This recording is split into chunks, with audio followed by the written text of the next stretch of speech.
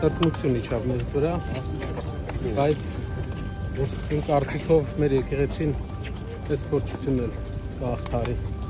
Ինչ զգացիք այն պահին, երբ որ վեհափառի անունը չշեշտվեց պատարագի ժամանակ։ Ասեցի, տրտմություն իջավ մեր վրա։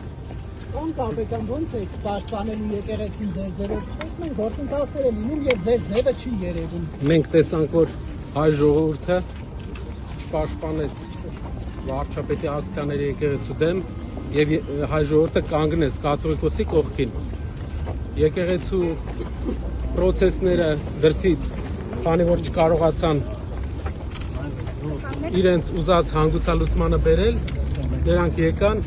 ներքին հանգուցալուծման, գնացին ներքին հանգուցալուծման, բայց այս ամեն ինչը ցույց տվեց, որ հայ ժողովուրդը չպաշտպանեց եկեղեցու դեմ հարձակումները եւ միայն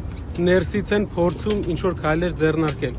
Կներեք, ձեր ձևը ո՞րն է։ Հիմա դա պարտին գործի ա դրված ձեր ձևով եկեղեցու պաշտպանությունը։ մենք մեր ձևով եկեղեցին պաշտպանելու ենք միշտ։ Երբ, ասենք կաթողիկոսի հեռանալուց հետո